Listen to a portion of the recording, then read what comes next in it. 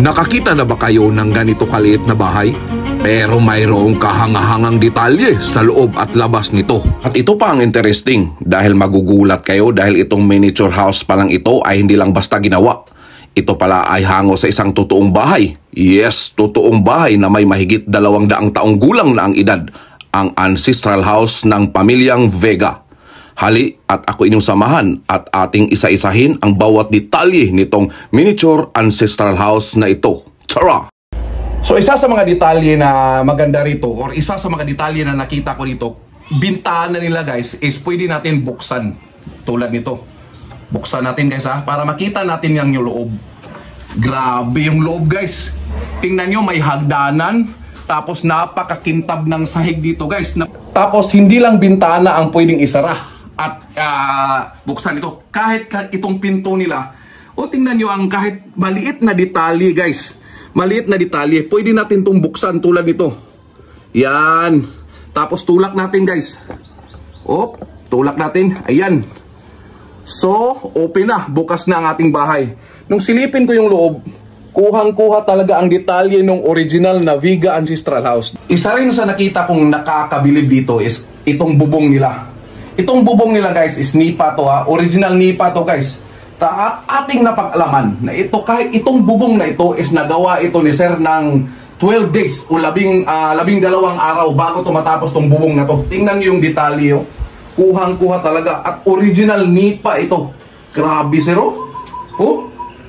So guys, tinanggal natin yung bubong para makita talaga natin ang buong detalye dito sa ikalawang palapag. Tingnan mo guys Grabe. Kuhang-kuha yung hagdan pababa Ito at saka isa sa napansin ko talaga dito, talagang may ilaw sila dito. So kulang na lang dito, lalagyan daw tayo nila ng pailaw. Pero sa ngayon wala pa. So yung inyong nakikita ngayon, ito yung kwarto.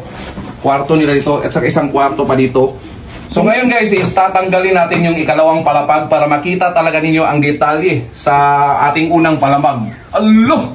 Grabe Sa original na bahay ng Vega, makikita mo talaga itong dalawang poste ng mulaving ito. Grabe tingnan mo yung detalye guys Ang hagdan, kuhang-kuha talaga ang detalye ng hagdan. Grabe! Sobrang nakakabilib talaga to Sir. Ayun guys, is ibabalik na natin So, papatong na ulit nila yung ikalawang palapag. Ayan, so nakita nyo ngayon, ibabalik na nila ang second floor. Sana ganito lahat ng bahay, pwede i-dismantle. Ibabalik na natin yung bubong. Ito yung pinaka mahirap na detalye sa lahat, sabi ni Sir. Tingnan nyo yung detalye ng bubong. Kuhang-kuha talaga yung isang tunay na nipa na bubong. So, ibabalik na natin. Ayan, so alright. Woohoo! Grabe, ang ganda. And by the way, ipinapakilala ko sa inyo si Sir Bombi Cabanlet. Siya po ang artist nitong miniature ancestral house na ito. At ating napag-alaman na ginawa niya ito noong January 8 ngayong taon lang. At natapos daw niya noong nakarang buwan, April 7. So kung susumahin natin, nasa mahigit kumulang 3 buwan bago niya natapos itong bahay na ito. Kaya maraming salamat Sir sa pagbahagi na yung obra. At bilang isang Pilipino ay nakaka-proud na may makita kang kababayan na may ganitong kahangahangang talento. At maraming salamat din sa aking kaibigan at ng kanyang pamilya sa pagsama para makilala ko po si Sir Bombi, ang artist ng miniature house na ito. So ito pala si Rentoms TV. Kita-kits sa ating next vlog. God bless and rock and roll. Oh yeah!